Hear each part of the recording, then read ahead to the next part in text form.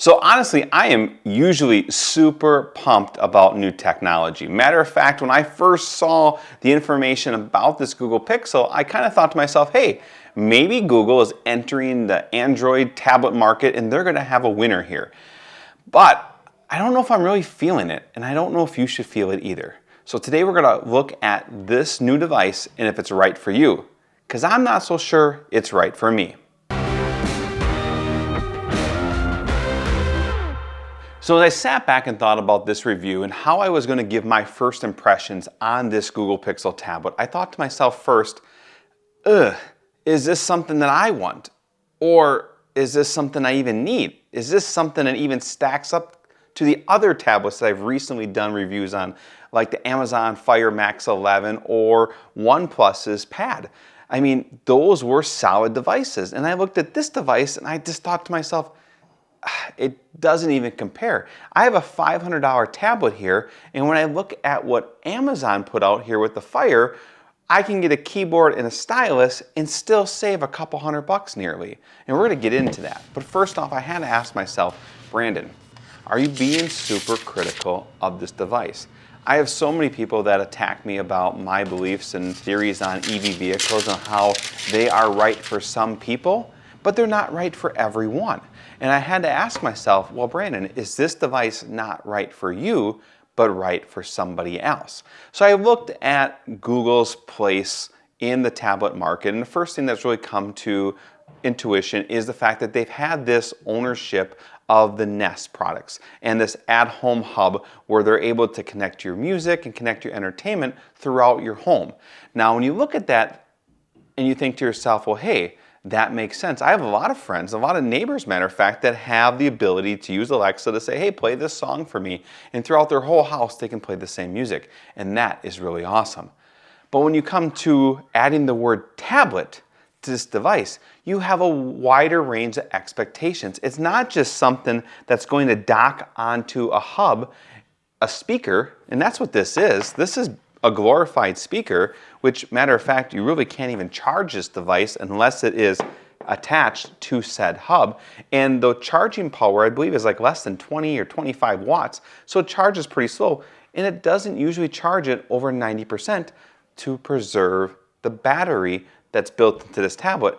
And as I started to use this device, I noticed that when I remove it from said hub, the battery life of this device seems to drop rather rapidly. But all of that aside, I had to ask myself, is this for someone that is looking to use this device in their home, have connected media? This is the first tablet that you can actually Chromecast to. So maybe if you're in your kitchen and you start playing something on your phone, but you gotta make dinner, boom, Chromecast what you were watching on your phone directly to this tablet and go ahead and watch it and have the benefit of a larger screen with a speaker that has definitely a lot better sound than what this tablet does and be able to enjoy that product. I will be honest, I started to use this morning watching YouTube TV and listening to the news, and I definitely did enjoy this product versus listening to it on said phone. But we added the word tablet to this device. And when you add the word tablet to this device, I think it puts it into a different category. It's not an at-home hub anymore. It's a tablet. So there's expectations. This is no longer just a media hub, but it is a productivity device. It's meant to be able to use to check email, to browse your photos, to maybe jump on Zoom calls, to be able to type. Type. Oh, that's right. It only has an on-screen keyboard. It doesn't have the ability to have a native keyboard added to this device like the other two devices that we recently reviewed, the OnePlus Pad and the Amazon Fire Max 11. Those devices have a bundle where you can get not only the keyboard, but the stylus as well. Matter of fact, the price point of the Amazon product is $180 cheaper than what just this tablet is. Now, Brandon, yes, I understand we have this hub, we have this speaker, but if I want to get additional hubs, additional speakers that I can dock this to throughout my house, it's another $140. Is that really the right price for something that is essentially tethered? I can't unplug this and move this speaker. It's tethered to the wall and plugged into an outlet wherever it may be. So when I looked at that and I thought to myself, okay, there's definitely two different types of people that are going to look at this product and they're going to look at it like I would. First off, those in the tablet market and those that are looking to expand their media home hub environment. If you have that going on in your home, this might be a nice addition. At $500, I'll beg to differ if it's worth it, but now you have a tablet that you can pull off of your said media hub and definitely install some additional apps, play some games on, and do some things. But if you think of this as a tablet, let's talk about that now. Okay, so first off, when I got this device and I opened it up and thought of the idea of looking at it as a tablet, the first thing I noticed is the build quality. It does have a nice build quality. I do like the texture and feel of this.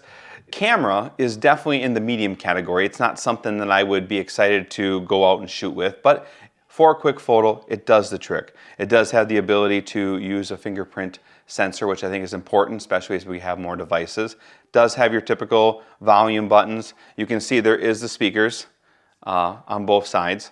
And you do have a little padding here, which is kind of nice. What I found is when I take this off, I generally push this to the table first. So that little bit of padding is kind of nice so that I don't bump the bottom of it.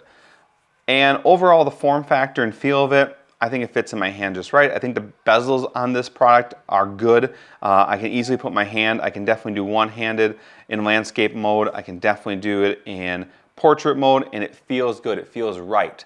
The weight and balance of the device is really good. I will say one thing.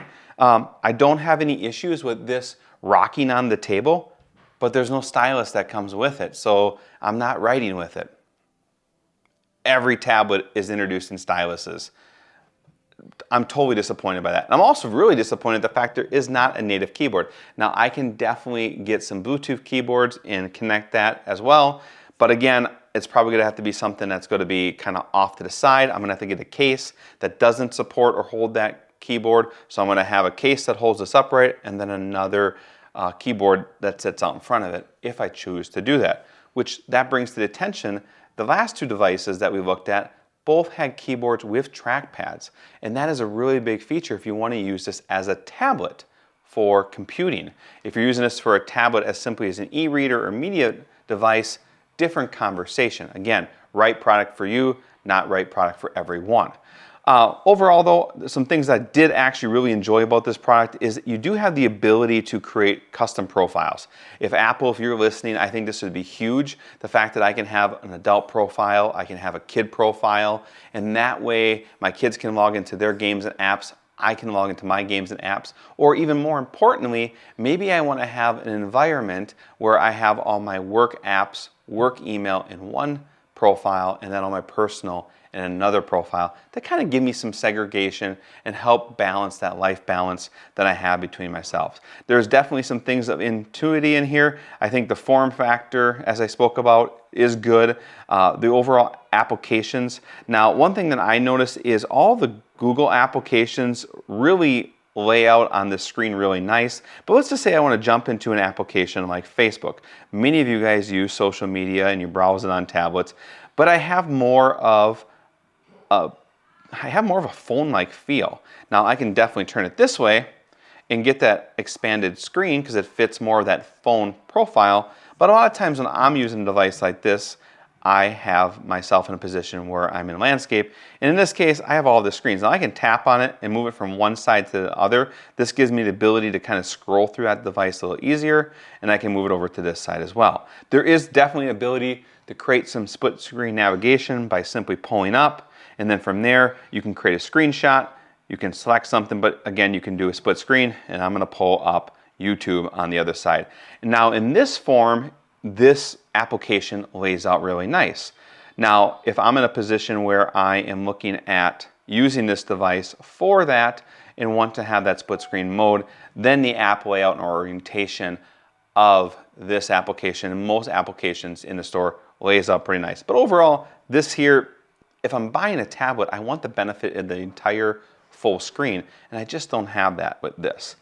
Overall, the screen quality is pretty good. We can jump in and listen to some music here in a second just to give you some ideas on how this sounds. A little Luke Bryan here to listen to. Now you can hear the audio on here. What happens if I put it on the dock? So there's the audio from that bass, and it definitely adds the bass that you're looking for. But if I go ahead and hit play, you can see that the music from the tablet itself is very tinny. Now I can definitely deal with that knowing the fact that I have this bass, but again, when I have this bass, this no longer becomes a tablet, it becomes a media hub, and that's what it's designed for. So I think the audio quality on this for a tablet is very lacking, very disappointing in that matter. When I look at the device as a productivity tool, again, I can access Google Play and all the apps that are in the Google Play Store. However, a lot of those apps are designed to be able to be used with keyboards and styluses, something that this product doesn't offer. So I am restricted to having to use the onboard keyboard to be able to make my edits and my notations. Which anytime you do that, by the time you add in the keyboard and any toolbar on the top, you're very limited on the actual editing space that you can work with. Now again, I can probably go into a portrait mode and definitely have more working space to work with, but then my keyboard is really crammed and I find myself really in a position where I'm using the keyboard for doing like one finger editing, which is not what my intentions are when I'm in some type of productivity mode. Overall, I mean, the color quality, the display, the resolution, very nice. Like I said, watching any form of media on here was really attractive, definitely entertaining, but I constantly have to look at this price and say to myself, I can't justify the price point for this, even when it comes with this speaker, when I compare it to other tablets that offer keyboards and styluses that I can use for productivity tools. And for me, I think Google missed the mark once again with their tablet lineup. They did it before and they missed it, and they definitely missed it again. However, I know there are some of you out there that are saying, Brandon, I don't want to use it as a productivity tool. I don't want to use it for handwriting, notations, replying to emails. That's why I have a laptop. I want something that I can read books, browse the internet, watch some short form video. And in most cases, if it's a Google app that you're working with, it's going to be a great experience. If it's a third-party app, in a lot of cases, there's going to be some shortcomings. So you're going to have to make that call for yourself. Bottom down, this is probably one of the first tech reviews that I'm not giving it go out and buy it, this is what you need. You need to do some more research and really determine if this device is going to be best for you and it's going to fit the league in your house. So there you guys have it. That is my review of this Google Pixel device. You know, it's going to be something that you're going to have to do a little bit additional research and due diligence to see if it is right for you. Personally, it's not right for me, and I want to be honest about that. Throughout all my videos, I give you my honest feedback, my honest opinion on this tech, how it's going to help improve your productivity and performance and help grow your goals and ambitions in life. And if you learned one thing from this video, do me a favor, hit the like button. If you enjoy content like this, please subscribe. I'd love to see and hear from you again. If you have any questions, hit the comments. Myself or somebody in the community, I'm sure, will reach out with an answer or give you some suggestions. With that being said, I'm Branden Bonhoeffer, founder and creator of the Key to Success Planning System, a planning system built around growing your personal and professional development so you can find and maximize your potential. With that being said, Lord willing, we'll see each and every one of you in the next video. God bless.